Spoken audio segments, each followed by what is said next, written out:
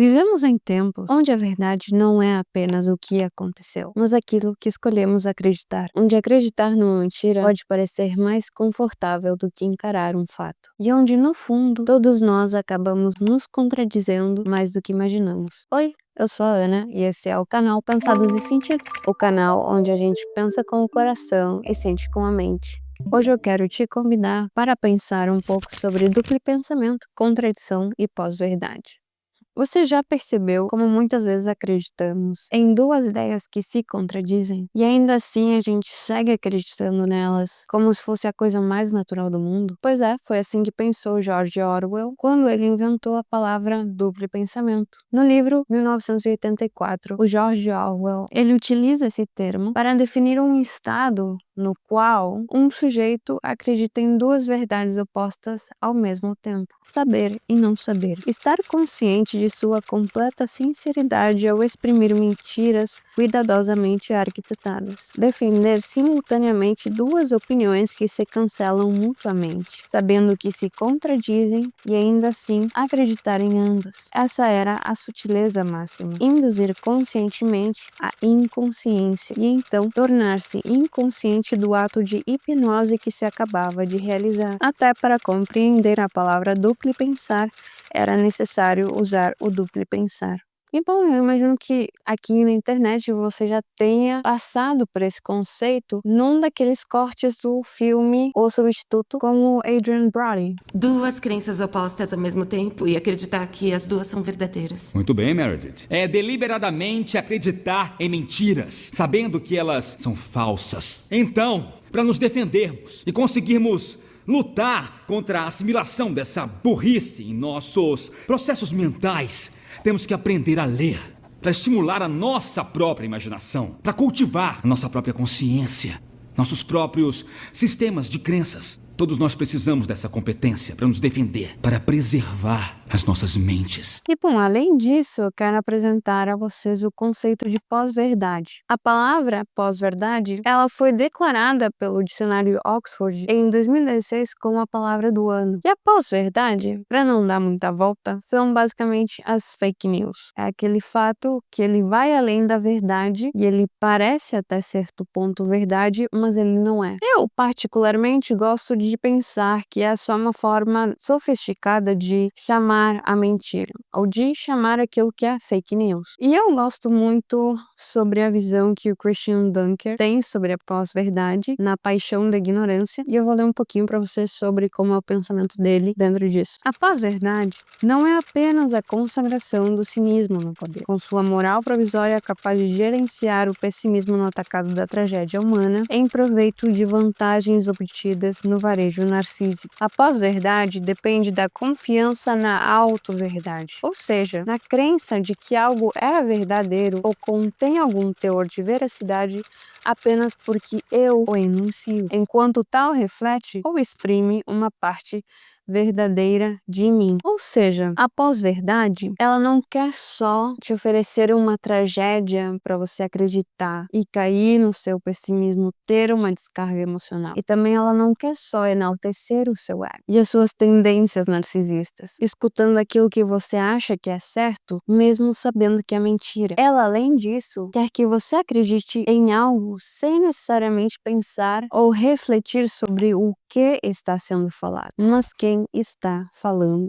E pelo fato desse sujeito, o quem está falando, falar e expressar a sua pós-verdade, ela se torna uma verdade para você. É ao que ele se refere quando ele descreve que a pós-verdade ela depende da confiança na auto-verdade. Ou seja, tudo que o fulaninho me disser é verdade. Não porque aquilo que fulaninho me disse é de fato e é deveras verdade, mas porque eu confio que ele esteja falando a verdade. Porque é o fulaninho. E o fulaninho, ele pode falar as coisas mais absurdas que você pode pensar e você vai acreditar, porque é o fulaninho que tá te falando. E então, qual é a relação do duplo pensamento com a contradição? E além disso, qual é a relação de ambas com a pós-verdade? Veja bem, o duplo pensamento, em palavras um pouco mais simples, é a contradição em fase de pré-contemplação. Quando aquela pessoa ela não se dá conta que ela ela tem duas crenças opostas ao mesmo tempo. Ela acredita nessas duas crenças contraditórias, mas ela não está consciente sobre isso. O duplo pensamento, eu acredito que seja a existência desse sistema criado por pensamentos contraditórios e opostos. É a existência daquele pensamento,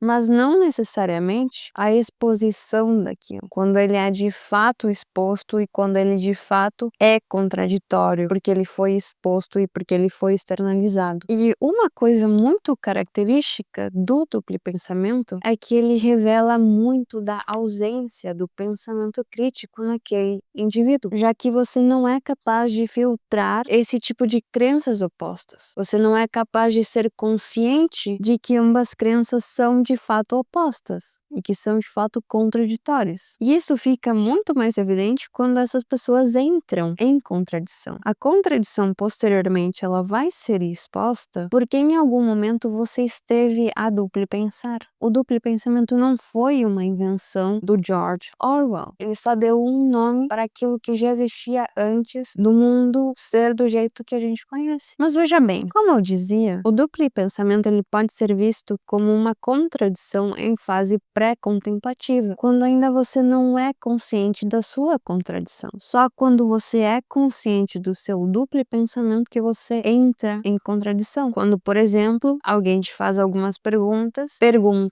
que vão te levar à contradição, e aí vai ficar muito na cara que você está se contradizendo. Só aí você vai estar expondo o seu duplo pensamento e só aí você vai estar realmente de fato se contradizendo. A contradição é a exposição do duplo pensamento. É o duplo pensamento evidenciado objetivamente pelos nossos sentidos. E daí a gente pode passar a fase de contemplação, de você entrar em contradição, ser consciente de que está em contradição, mas ainda você não toma nenhuma atitude sobre isso. E aí são dois motivos, ou é por ignorância ou por má fé. E aí onde eu entro com a pós-verdade, porque a pós-verdade ela só pode ser feita se ela for feita com intenção, e por isso ela só pode ser feita por uma fé, porque não tem como você simplesmente criar uma mentira, criar uma pós-verdade só por pura ignorância. E se você ainda querer considerar que não foi por uma fé, e se ainda você quiser ver as coisas de uma perspectiva um pouco mais determinista, ou é uma de duas, ou é mitomania ou é psicose. Ou você é um mentiroso compulsivo, ou você simplesmente está alheio à sua realidade. O seu cérebro ele está criando uma nova realidade baseada naquilo que você já conhece, não necessariamente algo paralelo, mas algo que é complementar à realidade que você já conhece. E aí você soma isso, um tipo de personalidade paranoide.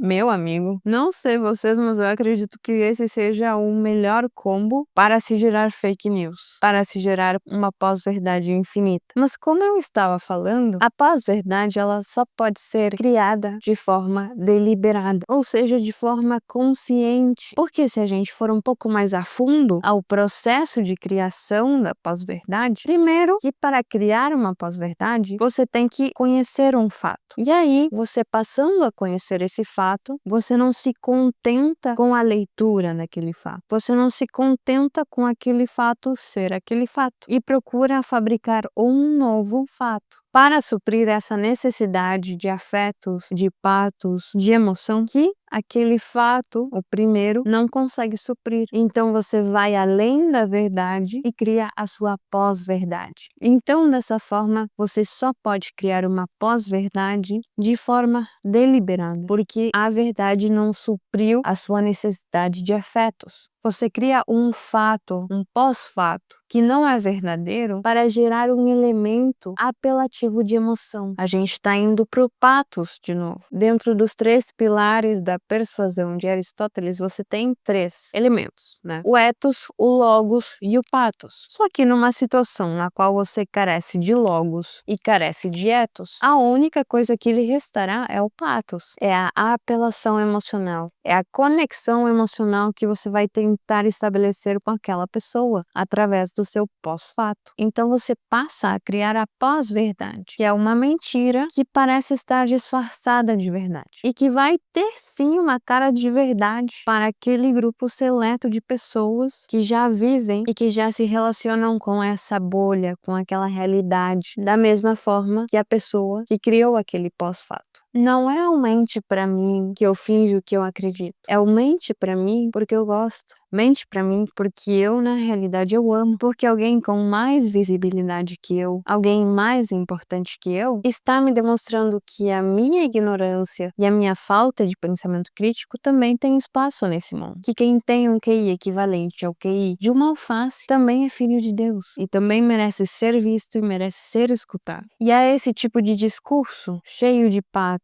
e carente tanto de etos quanto de logos, que necessita a pós-verdade para existir. E ele não só se sustenta com ela, não só ele existe com ela, mas ele se justifica nela para existir. Ele se justifica negando a verdade e nada mais do que a verdade. E o que mais me pareceu curioso quando eu estava fazendo uma pesquisa aqui para o roteiro foi que quando eu estava pesquisando a palavra duplo pensamento no Google, as primeiras manchetes que me apareceram foram: o duplo pensamento bolsonarista não quer apenas fabricar mentiras, quer apagar verdades. E o outro foi como a esquerda brasileira normalizou o duplo pensar no debate político. Ou seja, a direita acusa a esquerda de duplo pensamento e a esquerda acusa a direita de duplo pensamento. E aí você pensa, ué, como assim? Ou seja, ambas pensam que ambas estão a duplo pensar e aí você se pergunta, quem é que tá certo nessa brincadeira? Ambos estão certos, ambos estão errados, quem tá certo, quem tá errado? Porque partindo pela lógica clássica, e eu quero aqui que você guarde a palavra lógica, pelo princípio da não contradição, uma delas tem que estar errada. Ou a direita está certa em acusar a esquerda de duplo pensar e, portanto, a esquerda está errada, ou a esquerda está certa em dizer que a direita está a duplo pensar e, portanto, a direita está errada. Segundo a lógica clássica, ou é um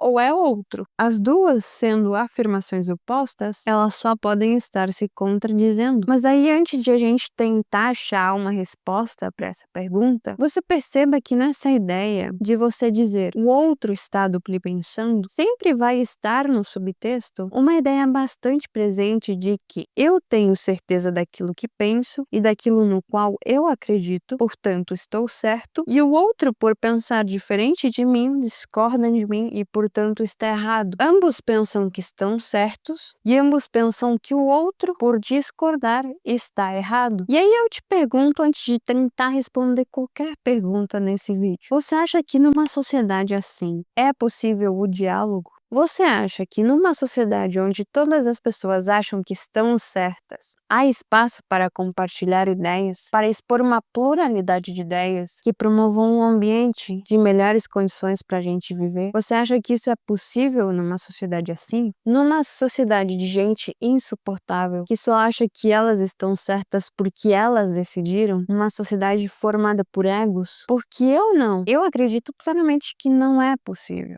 E bom, só para começar aqui a responder a pergunta que eu mesma fiz, eu acredito que a contradição e a hipocrisia, elas são características inerentes ao comportamento do ser humano. Somos falhos, somos imperfeitos. A gente se contradiz o tempo todo e a gente é mais hipócrita do que acredita. E aqui eu não tô falando só sobre política, mas em tudo, em geral. E faz parte de a gente se entender como humanos. A nossa individualidade, ela sempre vai estar permeada por essas imperfeições, porque a gente é falho por defeito. Então, pensando por esse lado, eu poderia dizer que ambas estão erradas ao julgar-se ambas assim, porque você basicamente está falando mal do seu coleguinha, né? Você está dizendo que o seu coleguinha é burro, que ele está duplo pensando, e também não é assim, né? Porque quando você aponta um dedo, você tem 3 apontando para você mesmo. E eu poderia dizer que ambas estão erradas, por dizer ambas que ambas estão ausentes de pensamento crítico. por se julgarem assim, por serem hipócritas a esse ponto. E não, eu poderia, sim, mas não. Eu acredito que ambos estão plenamente certos, porque perceba que quando ambos estão se atacando, elas estão querendo atacar uma porção muito específica daquele pensamento político. Porque eu acho que você tem que ser bastante ingênuo e ter uma visão de mundo equivalente ao tamanho de uma ervilha para pensar que toda pessoa de direita é bolsonarista e que toda pessoa de esquerda é lulista. Mas se a gente analisa isso desde as lentes de como esses discursos eles são formados, por quem eles são formados e para quem eles são formados, a gente sempre vai perceber que para o duplo pensamento existir, há de faltar o mínimo de pensamento crítico possível. E por isso, o duplo pensar, ele sempre vai estar muito mais presente em discursos extremistas. E isso por quê?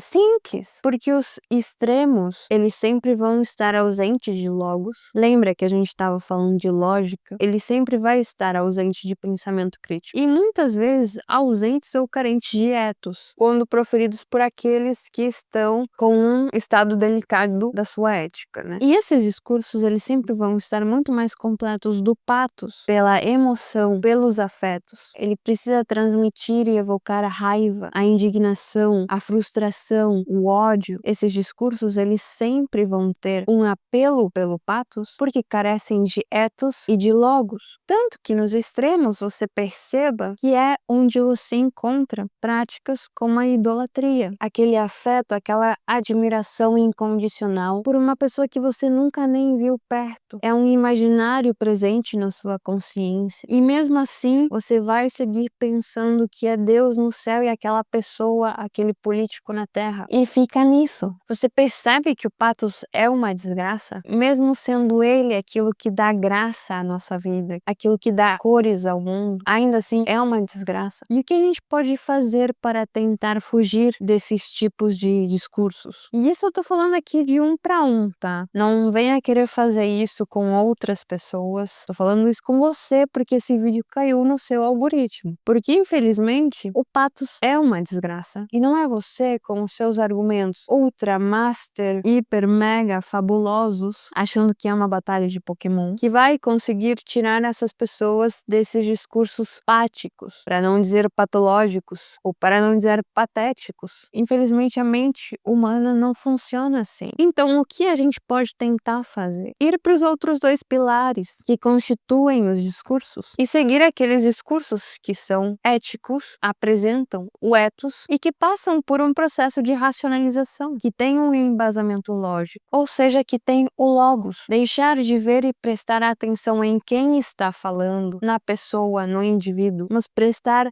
atenção aos fatos, aquilo que está sendo dito, de cabeça fria. Não prestar atenção em quem o diz, mas o que diz. Então, ficamos por aqui, gente. Deixa o seu like se gostou do vídeo. Comenta se quiser, discorde enquanto puder, que eu certamente responderei o seu comentário. E compartilhe esse vídeo para quem você julgar que vai se importar com as coisas ponderadas neste vídeo. Vídeos agora todas as sextas ao meio-dia. Vejo vocês na próxima semana. Tchau!